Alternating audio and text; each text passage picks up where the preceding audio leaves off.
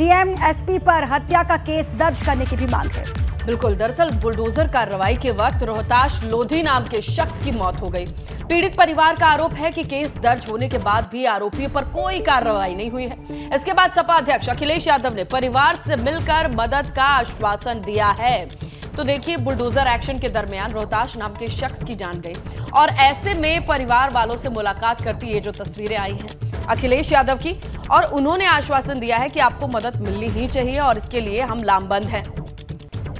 चलिए अनुभव शर्मा से बाकी की डिटेल लेते हैं कि अभी ग्राउंड पर ये जांच और ये कार्रवाई कहां तक पहुंची है। अनुभव जी देखिए, बिल्कुल आपको बता दूं कि जो परिजन है उनका आरोप था रोहतास के कि जिस समय रोहतास अंदर हो रहा था तो उसके जब ही जो बुलडोजर है वो चलाया गया, और जबकि परिजनों ने कहा था कि लगातार कि अंदर लोग हैं, उसके बाद भी ये बुलडोजर चलाया गया और जिसमें वो गंभीर रूप से घायल हुआ और उपचार के दौरान कुछ दिनों बाद उसकी मौत हो गई। इसके बाद जब पीड़ित परिवार ने क्या कहते हैं हंगामा किया, हंगामा के बाद पुलिस प्रशासन ने पीड़ित परिवार को आश्वासन देते हुए ठेकेदार समेत 4 लोगों के खिलाफ मुकदमा दर्ज कराया था। उसके बाद जांच की जा रही थी लगातार और उसके बाद बताया गया कि इनको जानकारी दी गई थी। हालांकि इस तरह की कोई घटना नहीं हुई कि बुलडोजर से उसकी मौत हुई हो। वहीं अब पीड़ित परिवार ने अखिलेश यादव से मुलाकात की है और अखिलेश यादव जी ने बिल्कुल आपको बता दूं कि 1 लाख रुपए का जो चेक है वो पीड़ित परिवार को दिया है और सरकार द्वारा 1 करोड़ रुपए। वाकई अखिलेश यादव का यही सवाल है, बुलडोजर चलेगा लेकिन किसी भी हालत में किसी भी परिस्थिति में नहीं चलेगा। लोगों की जिंदगी बहुत मायने रखती है। अब देखते हैं कि ये पूरा मामला किस तरीके से आगे बढ़ता है। आपका शुक्रिया अनुभव जानकारी के लिए। अब चलिए बढ़ते आगे और अब बात राष्ट्रपति के यूपी दौरे की। आज देश के महामहिम राष्ट्रपति रामनाथ कोविंद 3 दिवसीय यूपी दौरे पर आ रहे हैं और बिल्कुल सबसे पहले राष्ट्रपति कानपुर पहुंचेंगे, जिसके बाद वो कानपुर देहात में अपने पैतृक गांव परौख जाएंगे और यही कार्यक्रम है। वहां पथरी देवी मंदिर में वो पूजा अर्चना करेंगे।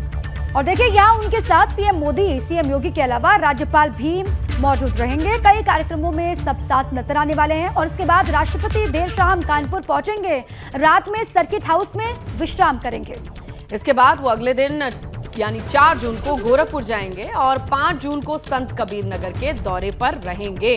तो देखिए, 3 दिन का ये दौरा बेहद खास है, जिसकी शुरुआत वो परौख अपने पैतृक गांव से कर रहे हैं। कानपुर देहात में ये गांव होता है और अमूमन ये देखा जाता है कि वो पथरी देवी मंदिर के जाकर पूजा जरूर करते हैं, उनमें आस्था है तो सिर जरूर झुका करके आते हैं। तो ऐसे में आज के कार्यक्रम के तहत तस्वीरें वहां से भी आएंगी।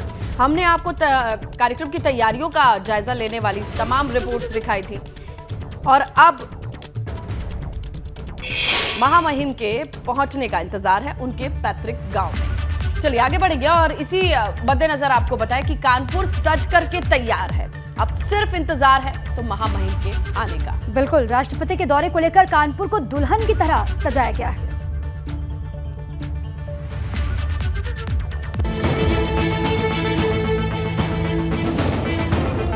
सज धज कर तैयार खड़ा कानपुर राष्ट्रपति रामनाथ कोविंद का इंतजार कर रहा है, क्योंकि 3 जून को राष्ट्रपति रामनाथ कोविंद अपने गृह जनपद कानपुर आने वाले हैं। ऐसे में कानपुर नगर में महर्षि दयानंद विहार स्थित उनके घर को सजाया गया है। कहा जाता है राष्ट्रपति को अपने इस घर से खासा लगाव है, यहाँ उनकी तमाम यादें जुड़ी हुई हैं। राष्ट्रपति रामनाथ कोविंद अपने पैतृक गांव पहुंच रहे हैं और पैतृक गांव में तैयारियां भव्य की गई हैं।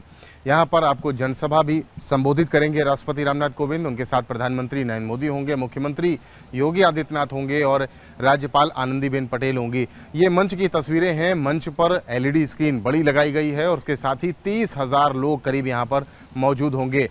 राष्ट्रपति रामनाथ कोविंद का इंतजार उनके पड़ोसियों को सबसे ज्यादा है, क्योंकि लंबे समय के बाद उनका आना हो रहा है। भैया, हमें राष्ट्रपति आ रहे हैं हमारे गांव में, हम तो भारी खुश हैं। बहुत अच्छा है, हमारे गांव में बढ़िया विकास किया उन्होंने।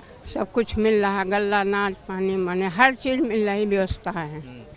खुशी तो हम आपको बता ही नहीं सकते कितनी खुशी है कि हमारे बाबा आ रहे हैं। हाँ, बहुत ज़्यादा खुशी है, हमारे गांव में राष्ट्रपति आ रहे हैं। राष्ट्रपति की यात्रा को लेकर सुरक्षा के कड़े इंतजाम किए गए हैं, क्योंकि राष्ट्रपति रामनाथ कोविंद कानपुर पहुंचेंगे तो त्रिस्तरीय सुरक्षा घेरे के बीच होंगे, जिसके लिए शहर को 6 जून में बांटा गया है। कार्यक्रम शुरू होने से पहले एसपीजी कार्यक्रम स्थल को अपने कब्जे में ले लेगी। कार्यक्रम के हिसाब से 4 जून को राष्ट्रपति सुबह 10 बजे से 11 बजे तक मर्चेंट चैम्बर हॉल में आयोजित एक कार्यक्रम में सम्मिलित होंगे। दरअसल इस चैम्बर को 90 वर्ष पूरे हो रहे हैं। ऐसे में राष्ट्रपति रामनाथ कोविंद खुद यहाँ मौजूद होंगे। राष्ट्रपति रामनाथ कोविंद ने अपना काफी वक्त कानपुर में बिताया है। ऐसे में मर्चेंट चैम्बर को भी दुल्हन की तरह सजा दिया गया है। मतलब सीधा है, कानपुर अपने राष्ट्रपति का बेसब्री से इंतजार कर रहा है। कानपुर से एबीपी गंगा के लिए रतीश त्रिवेदी की रिपोर्ट। तो देखा आपने किस तरीके से कानपुर को इंतजार है, कानपुर देहात के गांव वालों को इंतजार है, जहां पर आज महामहिम आने वाले हैं। चलिए रतीश से, हमारे सहयोगी से जान लेते हैं कि शेड्यूल क्या है, क्या वक्त है और किस तय वक्त के हिसाब से पूरा कार्यक्रम चलने वाला है। रतीश का ही रुख करेंगे।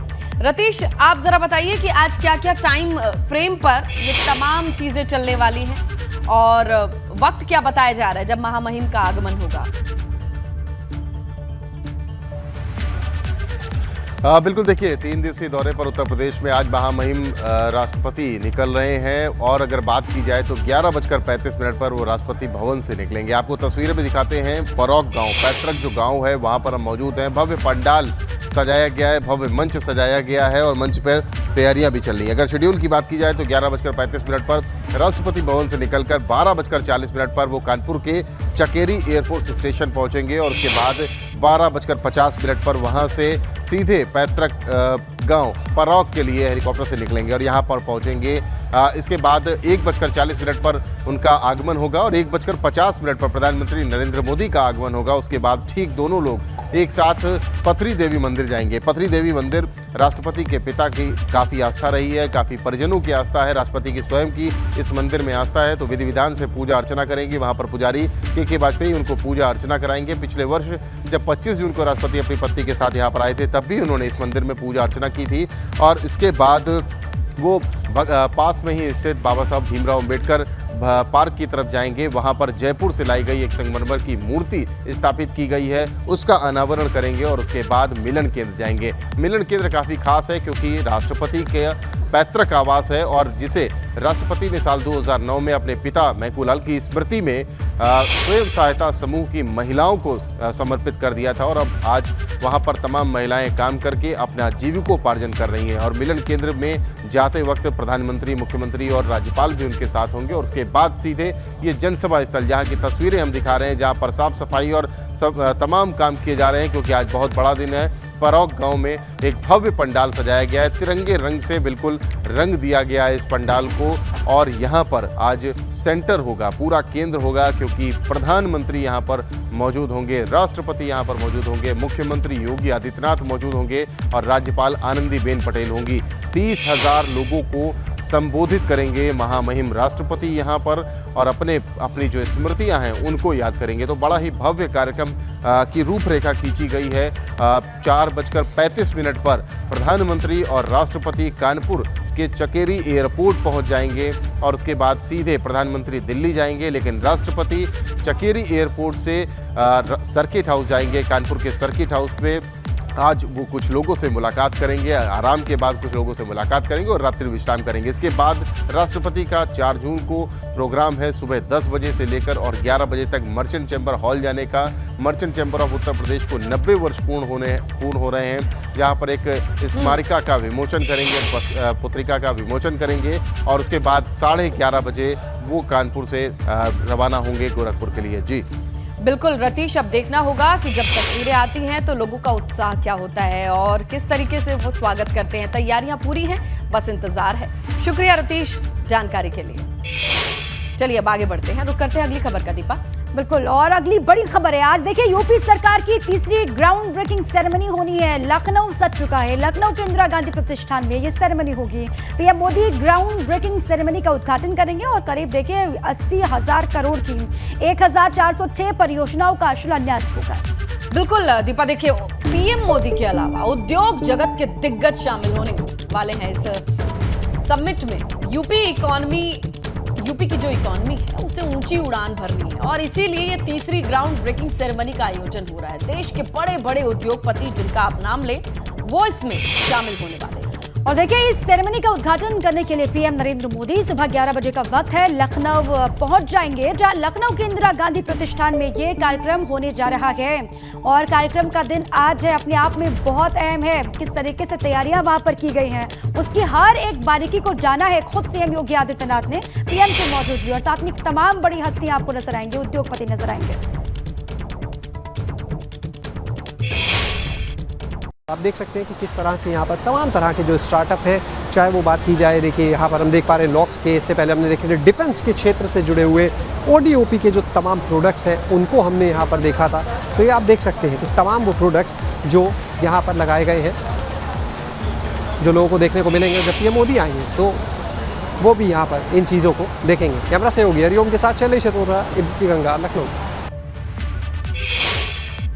तो देखिए, लखनऊ के तीसरी ग्राउंड ब्रेकिंग सेरेमनी में जब प्रधानमंत्री आएंगे तो उन्हें दिखाने के लिए कई स्टार्टअप वाले स्टॉल्स लगाए गए हैं, जिनमें खड़े लोग अपनी वैज्ञानिक प्रतिभा का प्रदर्शन पीएम मोदी के सामने करें। और देखिए, उन्हीं में से एक कुशीनगर के भाई बहन की जोड़ी भी होगी, जिन्होंने कम उम्र में ही कई बड़े काम करके दिखाए हैं, कीर्तिमान स्थापित किए हैं। आखिर उन्होंने ऐसा क्या अनोखा किया है जिसे पीएम मोदी खुद देखेंगे, इस रिपोर्ट में आपको दिखाते हैं।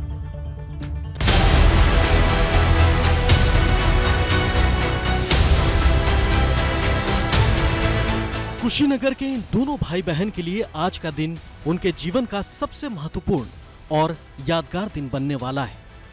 सरकार के स्टार्टअप की सौगात के बाद इन्होंने इसकी शुरुआत की और आज तीसरी ग्राउंड ब्रेकिंग सेरेमनी में पीएम मोदी खुद इनके स्टार्टअप के साक्षी बनेंगे। सेरेमनी में दोनों भाई बहनों का अलग अलग स्टार्टअप्स पर आधारित स्टॉल है। अक्षय श्रीवास्तव ने ऐसी फर्टिलाइजर तैयार की है जो किसानों की लागत कम करने और उनकी फसल बढ़ाने में मददगार साबित होगी। हम बायो फर्टिलाइजर्स और इंसेक्टिसाइड्स पे काम करते हैं, crop specific, one time use और 100% ऑर्गेनिक। एक फसल के लिए सिर्फ एक फर्टिलाइजर होगा। इसके बाद आपको खेत में कोई भी रासायनिक या जैविक तत्व का कोई भी फर्टिलाइजर डालने की जरूरत नहीं पड़ेगी। एक बार फर्टिलाइजर पड़ गया तो 35% तक पानी की कमी हो जाएगी, कमी की जरूरत पड़ेगी, 35% पानी कम लगेगा। बहन काजल श्रीवास्तव भी भाई के साथ कदम से कदम मिलाकर चल रही हैं।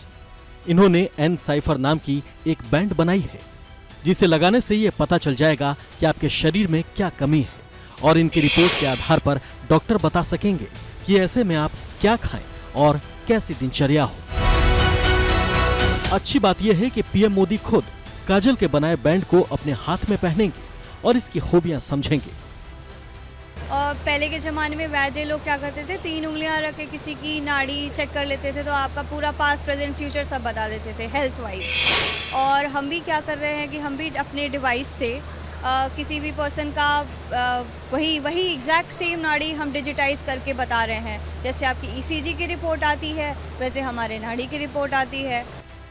बेटे बेटी के इस स्टार्टअप से न सिर्फ इनके माता पिता खुश हैं, बल्कि कुशीनगर में इन्हें जानने वाले लोग भी अक्षय और काजल के मुरीद बन चुके हैं और खुशी में इनके परिवार के साथ खुशियां साझा कर रहे हैं। ये लोग पढ़ना चाहते, इन लोग शुरू से ही साइंटिस्ट बनना चाहते थे। इन लोगों के दोनों का उद्देश्य यही था कि हम लोग साइंटिस्ट बनेंगे। हम कुछ और सोच रहे थे, ये लोग कहते कि नहीं हम साइंटिस्ट बनेंगे। तुमने कहा ठीक है, जो करें लेकिन बेहतर करें। अच्छा लग रहा है, वो अपने मन से खोज की है, बहुत छोटी थी तभी से बनाना शुरू की, रावण संगीता वगैरह पढ़ के। देखेंगे तो उम्र कुछ नहीं है, और पढ़ के सीखी। हमसे कही मम्मी हम चाह रहे बनाने की कोशिश करो, हो जाए तो ठीक है। अब बना ली तो आज वहाँ तक पहुँची है। हमें तो गर्व होता है अपने बच्चों से। जाहिर है, जब ऐसे होनहार औलाद होंगे तो किसी भी माँ बाप का सिर गर्व से ऊंचा हो जाएगा।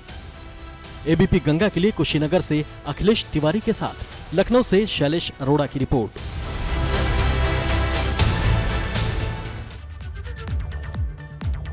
ग्राउंड ब्रेकिंग सेरेमनी में स्टार्टअप के साथ साथ एक भव्य एग्जीबिशन भी लगाई गई है, जिसमें अयोध्या में बनने वाले भव्य एयरपोर्ट की झलक आपको दिखाई देगी। बिल्कुल, और तमाम चीजें होंगी जो शोकेस की जाएंगी। मॉडल के जरिए समझाया जाएगा कि कैसे रामनगरी में एयरपोर्ट बनने के बाद ये और अट्रैक्टिव होगा, आकर्षक होगा, और वो दुनिया भर के भक्तों को किस तरीके से अपनी तरफ खींचेगा। ये रिपोर्ट देखिए आप।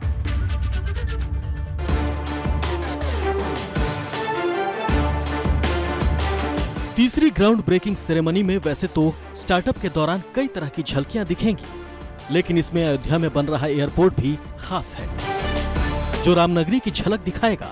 एयरपोर्ट अथॉरिटी ऑफ इंडिया ने ये स्टॉल लगाया है, जिसमें दिखाया गया है कि एयरपोर्ट तैयार होने के बाद वो कितना भव्य और आकर्षक होगा।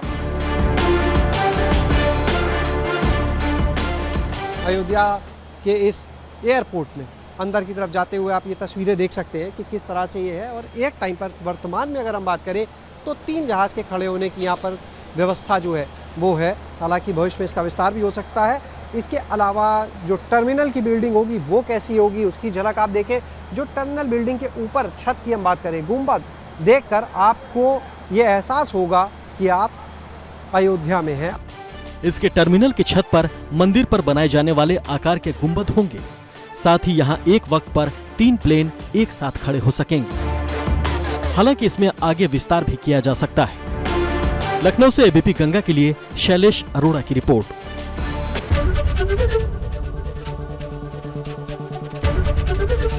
एबीपी गंगा, खबर आपकी, जुबान आपकी।